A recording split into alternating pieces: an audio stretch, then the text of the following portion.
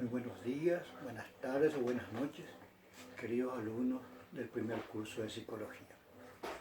Yo soy el profesor Teonilo Benítez y estaremos estudiando juntos, ahora al inicio en forma virtual, la cátedra de filosofía, pero al inicio, se llama Epistemología de la filosofía y de la psicología.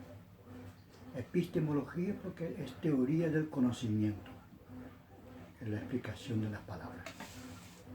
Bueno, ustedes van a escuchar esta clase, van a ir notando en un cuaderno y después repasando contestarán algunas preguntas y ustedes me envían después una copia o foto por WhatsApp y otra copia a la plataforma de la facultad, a la parte académica, sería con el profesor Carlos Duarte.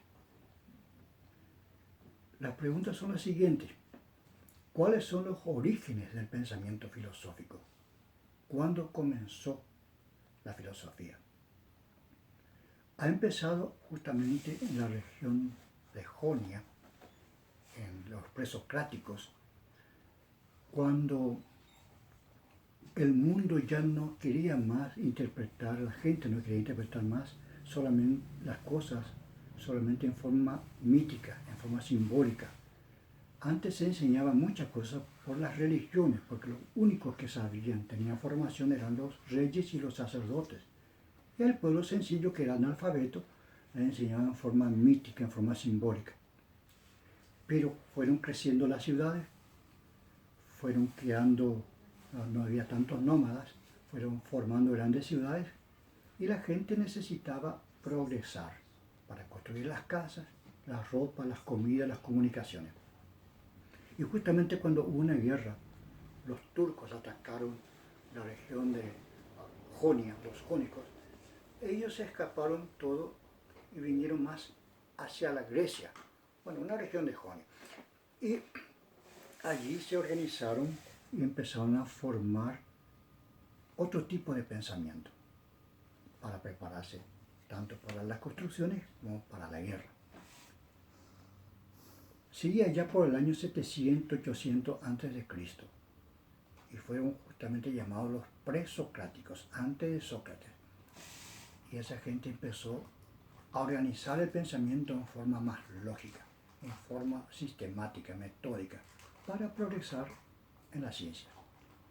Y justamente empezando a analizar el mundo, la naturaleza, el cosmos. Y la pregunta de ellos era, ¿qué es la materia? ¿Qué es la tierra? ¿Qué es el agua? ¿De dónde surgió todo esto? La tierra, el universo. ¿Dónde es su inicio y dónde es su fin? ¿Y de qué elemento estaría constituido todo el universo? Y los primeros presocráticos, que no tenían laboratorio, solamente con la lógica y la observación, descubrieron primeramente los 4 elementos principales: tierra, agua, aire y fuego, y toda su mezcla. Después fueron descubriendo otros elementos: hierro, calcio, fósforo, potasio, cobre, oro, y fueron haciendo los utensilios y las armas. Otra pregunta interesante: ¿cuál es la diferencia entre el pensamiento mítico, el mito, y el pensamiento racional? El mito es una manera de explicar la realidad, una manera de ver y explicar la realidad y transmitir en forma simbólica, de lo concreto a lo concreto, como a un niño. Al niño de 3, 4 años uno le dice, una naranja más 2 naranjas son 3 naranjas. Ese es el pensamiento concreto. Pero cuando se pasa, se saca la naranja y se dice 1 más 2 son 3, ahí segundo grado de abstracción, ya no es más pensamiento mítico, ya es pensamiento racional matemático. Y así se fue analizando. El pensamiento mítico es una manera de ver la realidad e intentar explicar toda la realidad, y generalmente entra mucho lenguaje teológico bíblico, como por ejemplo para explicar el origen de la tierra, el origen del universo, el origen del hombre. Y en forma simbólica, mítica, por ejemplo, hablan de un Adán y Eva. Adán, en hebreo, el hombre; Adamash, la mujer. Y como fue escrito por hombre, entonces pusieron que al comienzo Dios escribió, Dios formó al hombre, y del hombre vino la mujer. Que más tarde la ciencia va a decir, creo que es lo contrario, de la mujer vino el hombre. Y en fin, eso ya es otro paso a la ciencia. El pensamiento mítico, por ejemplo, puede decir, pasando un profeta ya por Babilonia, y ve que hubo una creciente muy grande. Por acá hubo un diluvio muy grande. Entonces hace un cuento, una leyenda. Tiene un fondo de verdad, pero hace un cuento, una leyenda para explicar el catecismo. Y dice, Dios quiso castigar a Sodoma y Gomorra. Y como nadie quiso escuchar, solamente un grupito, Abraham, Lot y su familia, hicieron una barca y se escaparon, se fueron. Pero que ahí cargaron todos los animales, eso ya es cuento, leyenda, epopeya. Cargaron lo que podían sus animales familiares y se fueron. Algo hay de verdad, pero se hace un cuento, un mito, una leyenda, una epopeya. Son estilos literarios. La misma cosa, por ejemplo, la Torre de Babel. Otro profeta pasaba por Babilonia y encontró que se han construido grandes palacios, grandes torres como las pirámides, y descubrieron que un rey, queriendo ganar plata y dar trabajo a su pueblo, un día mandó a hacer un templo muy alto, en forma de caracol, muy alto, para alcanzar el cielo ese. Y cuanto más alto se estaría más cerca de Dios, y decirle, yo trabajo a miles de gente, y él ganó mucha plata con sus olerías, también haciendo trabajar a los oleros. Pero el fondo real que se quiere enseñar ahí es solamente que los hombres se dividieron por la lucha por el poder, por las construcciones, por la plata, por el poder, por la política, hasta ahora. Bueno, ¿cuál es la clasificación de la disciplina filosófica? Bueno, desde el tiempo de Platón, Aristóteles que organizó un poco mejor, clasifica así. 1.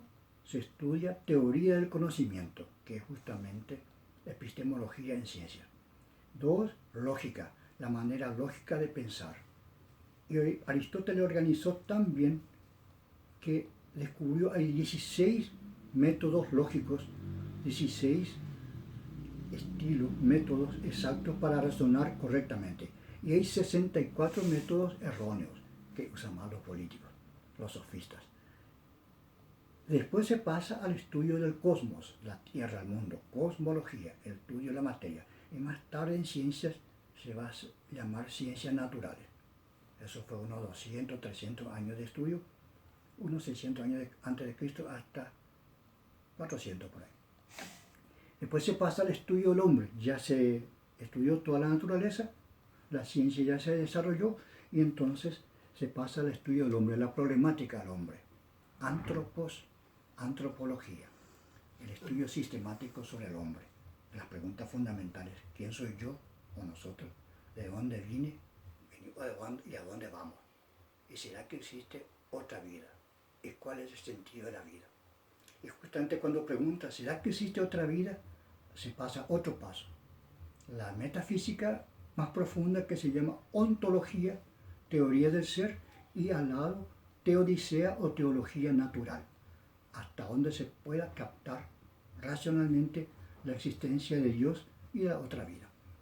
Y también junto con eso viene el estudio de la ética, ética personal y ética política, ética del Estado, ética administrativa, etc., ética del derecho.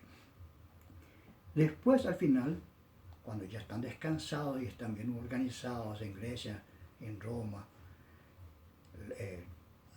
ya tenían tiempo para recrearse, se pasó al estudio de la estética, el arte.